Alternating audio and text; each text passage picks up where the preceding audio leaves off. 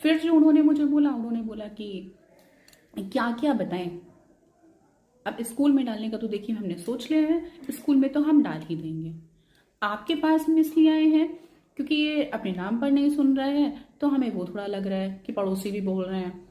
फिर मुझे ये लगता है कि ये बोलता भी नहीं है और इशारे में बात कर रहा है।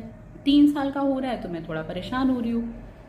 तो उसके बाद में फिर उन्होंने बोला कि साथ में एक जगह टिक कर भी नहीं बैठता, ज़्यादातर कोशिश करता है कि अकेले ही खेलूंगा। तो ये बैठ जाता है अकेले खेलता है। मैंने कहा किस तरह के खेल खेलता है? तो उन्होंने बोला जो इसका मन करता है वो ये खेलता है।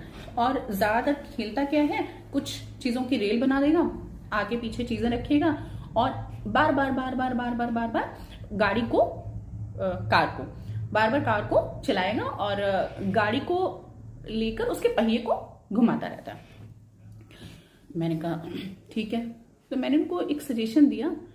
मैंने कहा आप ऐसा करिए, कुछ टाइम के लिए बच्चे को ट्रीटमेंट के लिए लेकर आइए और इसका एक असेसमेंट करा लीजिए, जिस असेसमेंट से आपको ये पता चल जाए कि आपके जो बच्चे की क्रोनोलॉजिकल एज और मेंटल एज में डिफरेंस आ रहा है वो कितना आ रहा है, यानी कि जो उसका डेवलपमेंट हो चुका है और उस डेवलपमेंट में अभी उसको कितनी जरूरत है और सीखने की।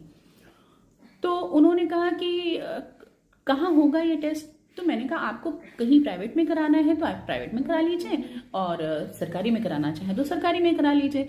सरकारी में थोड़ी फीस में आपको रैप मिल जाएगी और प्राइवेट में आपको वो फीस पड़ेगी।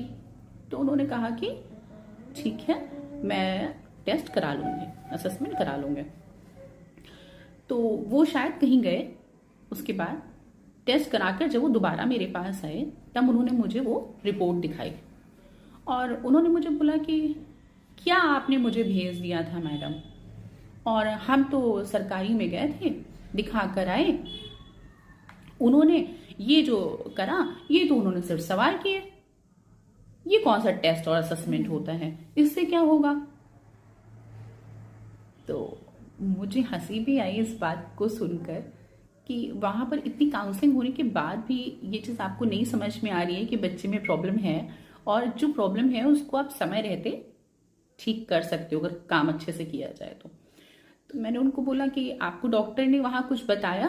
तो उनका हाँ बताया है कि बच्चे में ऑटिज्म का प्रॉब्लम है और ये बच्चा ऑटिज्म है और इसके साथ में जो है थेरेपी करानी चाहिए आपको।